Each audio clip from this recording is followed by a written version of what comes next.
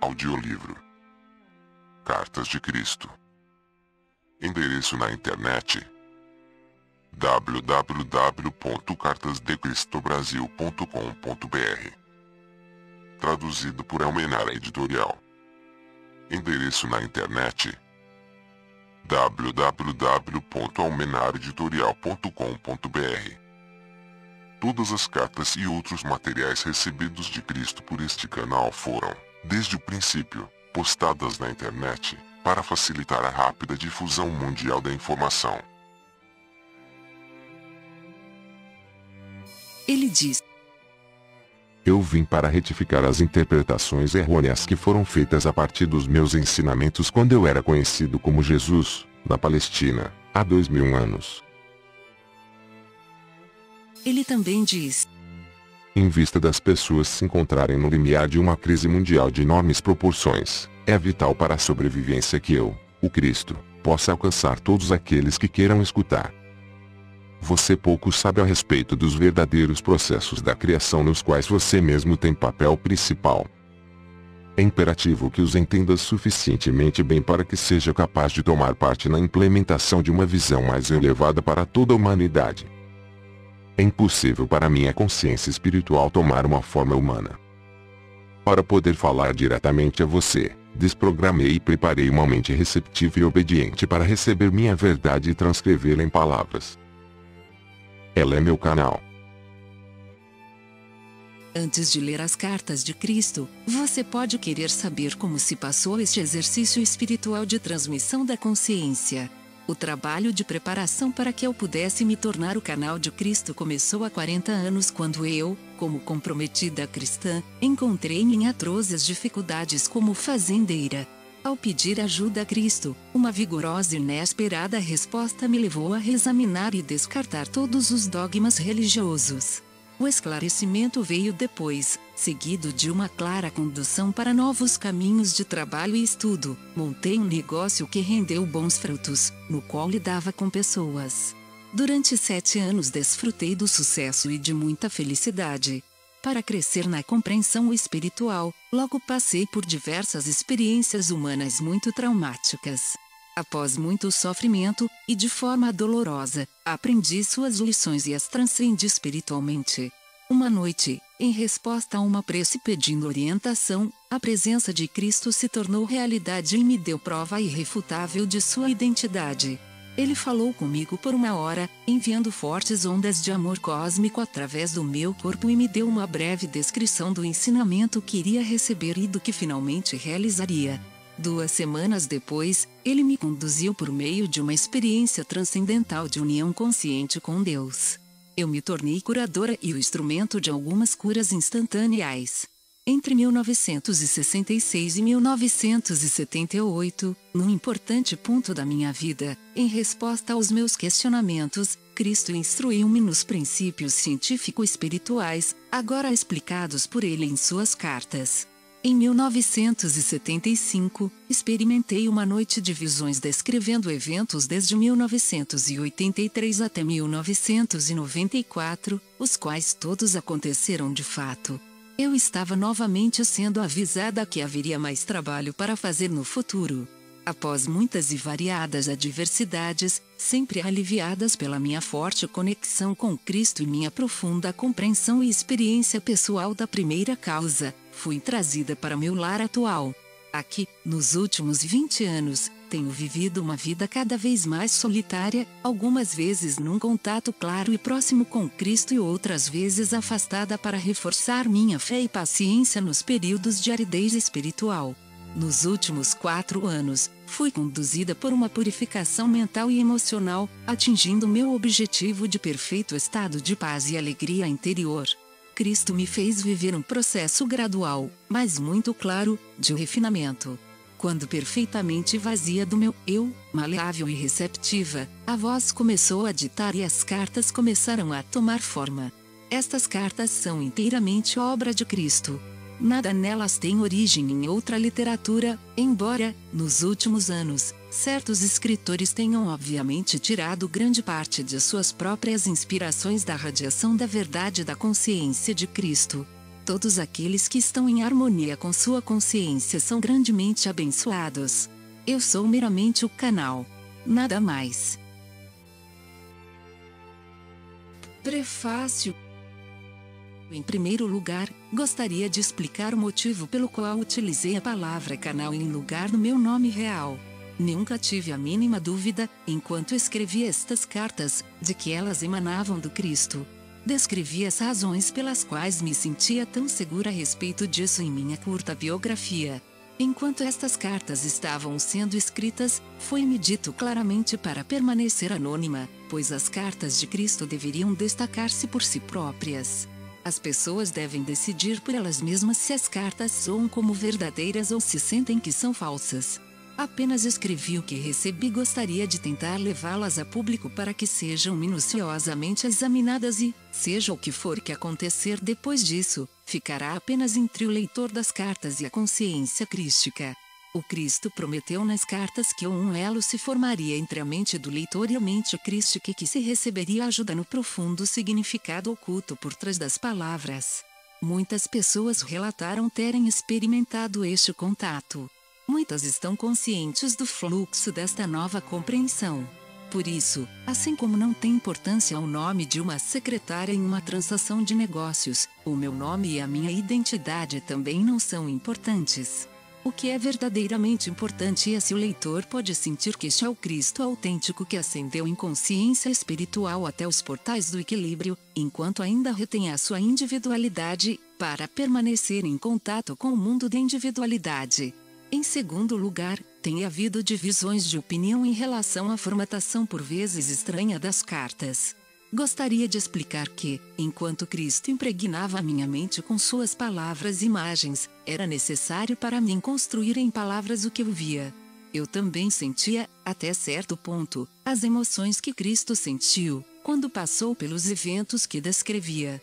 Voltando às vibrações daquela época, Cristo entrou naqueles tempos e os transmitiu por meio da minha mente. Não haveria modo de escrever as cartas com as letras normais ou usando apenas itálico. Frequentemente, quando uma nova e maravilhosa percepção entrava em minha mente, eu me perguntava, como eu posso transmitir isso? Você saberá a que me refiro quando ler as cartas. E, assim, para indicar que alguma poderosa afirmação vinha da mente do Cristo para minha, usei letras itálicas, em negrito ou maiúsculas. Algumas pessoas têm se queixado de que este formato pouco convencional interfere no fluxo da leitura. Mas este é exatamente o ponto. Estas cartas não se destinam a serem apenas lidas. Há que se ponderar a respeito delas. Isso significa que é preciso parar nas palavras que seguram o fluxo da leitura e pensar a respeito do que elas estão tentando transmitir. Você deve lembrar, a todo momento, que quando Cristo tenta alcançar a sua inteligência humana, ele está relatando verdades que vão muito além da sua própria experiência de vida neste mundo. Você tem que entrar na dimensão do infinito para tentar entender o que está sendo dito. Então, se você gastar meia hora ponderando sobre um parágrafo com formatação estranha, será meia hora bem gasta se, gradualmente, a sua mente for se abrindo para novas possibilidades que estão além do seu pensamento atual. Enquanto você estiver expandindo a sua consciência para alcançar a consciência crística e pedir por iluminação, isto seguramente lhe será dado. Não necessariamente naquele momento, mas talvez, quando menos estiver esperando por isto, a resposta virá como um raio de luz na sua mente e saberá que esta é a resposta verdadeira. Fala de suas razões para ter retornado e ditar estas cartas. Diz que a humanidade atrai as suas próprias desgraças por meio de seus pensamentos e ações. Explica o porquê da sua verdadeira missão na Terra não ter sido registrada corretamente. Diz que não existe o pecado contra Deus e que a nossa verdadeira fonte da existência não foi compreendida. Ele descreve as 6 semanas que passou no deserto e o que realmente aconteceu, o que ele aprendeu e como o conhecimento transformou de rebelde em um mestre e curador. Carta 2. Continua a história de sua vida na Terra, o retorno com sua mãe para Nazaré, a recepção que teve, sua primeira cura em público e a tremenda reação. A escolha dos discípulos. seus verdadeiros ensinamentos. Os ensinamentos, a consciência de que seu tempo na Terra seria abreviado pela crucificação. As coisas que ele fez para provocar a ira dos líderes religiosos judeus.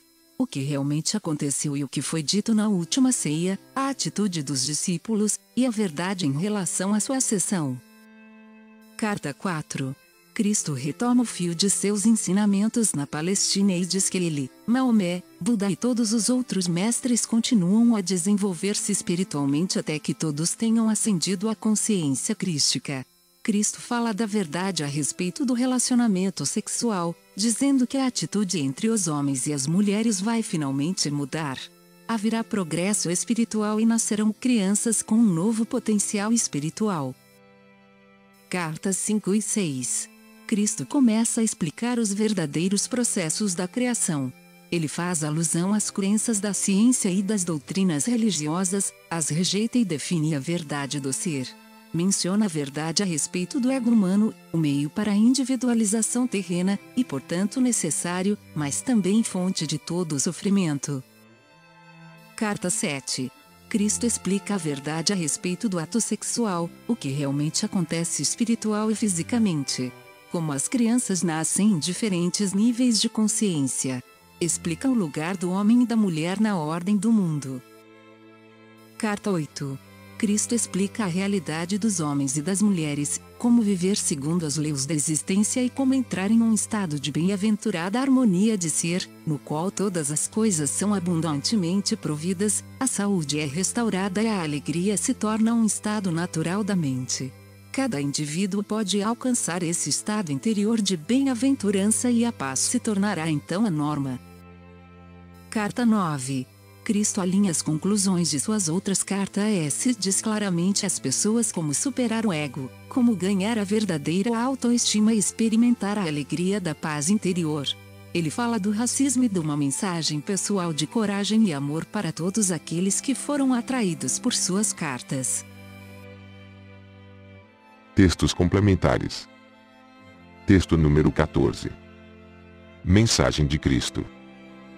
Eu venho através da mente de meu canal, porque tenho algo urgente para lhe dizer. Ame os seus inimigos, perdoe aqueles que o maltratam, reze por aqueles que falam mal de você. Se não puder fazer isto com a sua própria força de vontade, procure todos os meios possíveis para fazer isto no poder do Espírito, a consciência divina. Reze e medite, peça ajuda e se você persistir, ela virá. Se o ego continuar forçando os seus pensamentos para baixo, para violência e raiva, criando todo tipo de argumentos para condenar alguém que o magoou profundamente ou mesmo feriu fisicamente, recorra à meditação e persista uma e outra vez, buscando inspiração e alívio para o seu dilema, pedindo para ser liberado dos pensamentos vingativos e raivosos. Não para agradar a Deus, como tem sido ensinado pelas igrejas, mas para protegê-lo da chicotada de seus pensamentos negativos, que voltam à sua vida trazendo-lhe transtornos violentos e novas disputas e discussões para enfrentar. Isto é assim porque qualquer que seja a força que você der a pensamentos de ressentimento, esta força envia diretamente um feixe elétrico de consciência à pessoa que o magoou, e este feixe retornará para você no devido tempo, cheio de energia, como um bumerangue. Você deve saber que todo campo elétrico cria um campo magnético semelhante. A força elétrica energiza a mente. É o impulso de consciência de ir na mente. A força elétrica é um aspecto da consciência. O magnetismo, com seus dois polos, energiza as emoções dos humanos e dos animais. Ele atrai e repele. É o impulso de amor humano e o impulso de ódio. O magnetismo é experimentado por todas as coisas vivas como sentimento. Descrevi esta verdade plenamente em minhas cartas 5 e 6. E isso não é tudo. O conhecimento médico-científico vem descobrindo, o que tão bem compreendi na Palestina, há 2000 anos, que todos os pensamentos que se formam no cérebro descem para a glândula pituitária através do hipotálamo e que o negativismo e o trauma emocional, vibrações baixas, que eles contêm, passam para os órgãos, sangue e o corpo inteiro, causando uma diminuição de energia e, consequentemente, enfermidade. É este o fenômeno que produz as enfermidades psicossomáticas, reconhecidas pela medicina. Quando estive na Palestina, disse aos judeus para que não se preocupassem por beber em taças não lavadas, mas que prestassem atenção e se preocupem no Novo Testamento para a linguagem que usava com os judeus, mas estes não faziam a mínima ideia do que eu tentava lhes dizer. E, infelizmente, as diversas igrejas cristãs de hoje são igualmente ignorantes. Como poderiam entender? Eles não tinham a iluminação que recebi no deserto, que introduziu e gravou em minha mente o conhecimento espiritual das origens da criação e das leis da existência. Porém, vocês, que vivem no mundo de hoje, têm tido inúmeros professores que vêm à Terra para explicar os fatos científicos e também os místicos que os dirigem para verdades espirituais metafísicas, preparando-os para receber minhas cartas que contêm a verdade mais elevada de todas, a verdadeira natureza de sua fonte de origem, que vocês denominam Deus, e as leis universais da existência. Agora, quero que você pense sobre as escandalosas e terríveis ações que certas pessoas desencadeiam em seu mundo, apesar de todos estes professores de aspectos da verdade. O derramamento de sangue em curso no Iraque é um caso que deveria fazê-lo pensar profundamente a respeito do provável efeito bumerangue de tais ações destrutivas. Quero que pense nesta situação a partir de um ponto de vista espiritual que não condena, mas que vê a verdade inerente aos pensamentos e ações envolvidos na situação. Ali havia um homem, Saddam Hussein, que estava determinado a tomar o poder no Iraque e trazer paz e abundância para seu povo. Como era pouco evoluído na verdadeira espiritualidade, utilizou as formas mais duras e violentas para controlar a nação e para silenciar aqueles que lhe criavam problemas. Estes tinham usado a violência em um levante contra ele, que revidou com violência. Então havia um ditador tirânico e um grupo de pessoas, todos com níveis morais e mentais semelhantes. Suas vibrações espirituais, apesar de todas as orações e manifestações religiosas exteriores, eram tão escuras, densas e baixas quanto podem ser em seu mundo hoje. Hussein e este povo desregrado mereciam-se mutuamente. O povo iraquiano o tolerava, alguns até o admiravam e aplaudiam, porque ele mantinha a paz em uma nação estável, o que lhes dava a possibilidade de viver suas vidas tão pacificamente quanto a sua natureza agressiva permitia. Então Hussein entrou em choque com os Estados Unidos, enfureceu seus líderes, que igualmente governados pelo ego, decidiram castigá-lo impondo sanções ao seu país. Mais tarde, um impulso humanitário propiciou a inauguração de um sistema petróleo por comida que ajudou as pessoas famintas do Iraque e deu à América acesso ao petróleo de que necessitava. Porém, esta medida foi um duro golpe ao orgulho de Hussein e não aliviou em nível nacional a privação de bens de consumo e bem-estar de que desfrutavam os países vizinhos. Desejo que você e os povos do mundo pensem com empatia sobre o enorme volume de ressentimento, ódio e angústia provocados pelos atos de uma nação forte, com toda a sua abundante riqueza, armamentos, soldados, marinheiros e aviadores treinados. Compreenda que tal emoção nacional se transforma em uma força viva de destruição de grandes proporções. É certo que ninguém que estivesse verdadeiramente no caminho de Cristo, o meu caminho, teria tido um comportamento tão violento ou sádico. Confrontado com o problema de tratar com Saddam Hussein, um líder esclarecido nas leis espirituais e científicas da existência, teria pedido uma reunião com pessoas iluminadas para meditar e pedir orientação. Minha orientação certamente teria sido a de pedir um encontro com Saddam Hussein e lhe apontar a tragédia que provavelmente resultaria de um impasse entre os dois países. Um líder esclarecido, ao invés de tratar Hussein de cima para baixo e ameaçá-lo com uma guerra, pediria a ele e seus conselheiros para elaborarem um documento, um acordo em que ambos os países poderiam viver em amizade e que promoveria um programa de crescimento e enriquecimento nacional para ambos os países.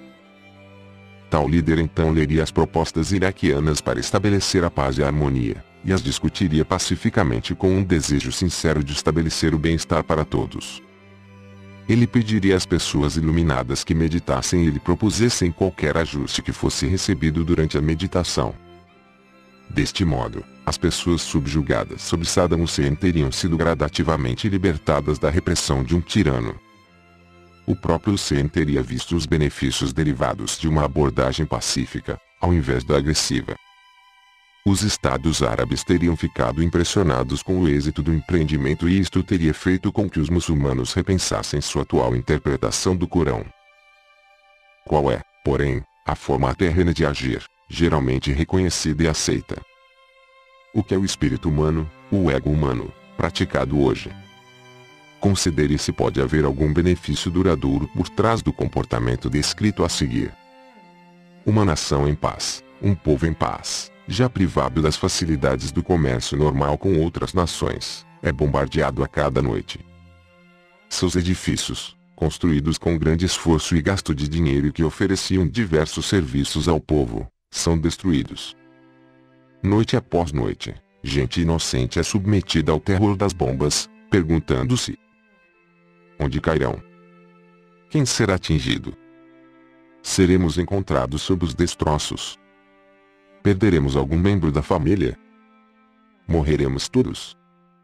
O que fez esta gente para merecer tal suplício a não ser sujeitar-se à tarefa de tentar viver tão bem quanto possível sob o governo de um tirano a quem os Estados Unidos odiavam?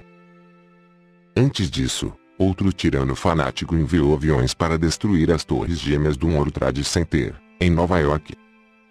Um grande grito de fúria, raiva e vingança elevou-se do povo americano, uma vez que perderam-se muitas vidas de pessoas queridas naquela destruição. Desde então, a cada ano acontecem nas igrejas cristãs, cultos religiosos recordando os mortos e muitíssimas lágrimas são derramadas por elas, em um dilúvio de dor. Pense por um momento nestes cultos cristãos, fala sem perdoar aqueles que foram os instrumentos desta destruição. Os americanos derramam lágrimas pelos inocentes que morreram sob a chuva de bombas lançadas noite após noite, sem outra razão senão o ódio cáustico contra os 100. São realizados cultos pelos inocentes iraquianos mortos. Eles pensam alguma vez que mataram inocentes que não tinham como se proteger das armas terríveis dos Estados Unidos, e que nunca lhes haviam causado nenhum mal. Considere o peso do estresse emocional desencadeado por toda esta insuportável e arrogante destruição de outro país, destruição esta que liberou todos os grupos de combatentes rebeldes que o Senna havia mantido sob controle, provocando o modo mais vil de matar outras pessoas, os homens-bomba. Toda vez que estas bombas explodem matando pessoas inocentes, os americanos que apoiaram a guerra contra o Iraque deveriam perceber que foi o seu apoio que tornou possível estes atentados suicidas. Pense no desencadeamento das gigantescas vibrações emocionais de terror, ódio e vingança que agora se dirigem para os Estados Unidos. De que forma pensam os americanos que toda esta energia de ódio se manifestará contra eles? Será manifestada como morte e destruição. É uma lei da existência. Até as igrejas cristãs dizem crer nesta lei. Onde não há perdão, há retribuição sob a forma de causa e efeito. O perdão, completo, total e amoroso, dissipa as energias violentas do ódio. Sem o perdão, elas ganham forças a partir do ressentimento contínuo para com o oponente. Leia o texto sobre as falhas em seu planeta e pergunte a si mesmo como toda esta carga terrível de ódio se manifestará. Quem na América será, cedo ou tarde, o alvo? Portanto lhe digo claramente, em sua casa, comunidade, cidade, estado ou país, perdoe a quem quer que o tenha magoado ou prejudicado de qualquer maneira, grande ou pequena.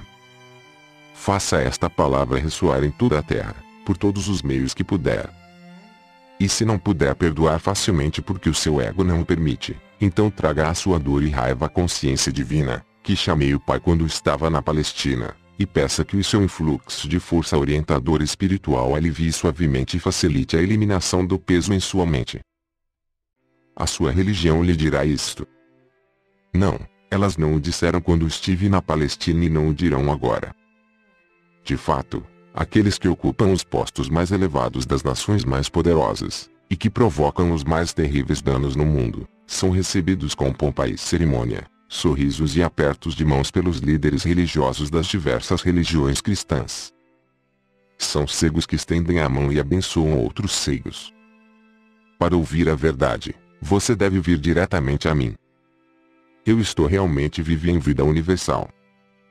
Venha e receberei o seu chamado, respondendo amorosamente. Tenha coragem de unir-se ao caminho de Cristo e seguir os ensinamentos que trago ao mundo através de minhas cartas. Elas lhe mostrarão como permanecer em sintonia e harmonia com as leis da existência. Elas ajudarão você a estar em harmonia com o próprio universo.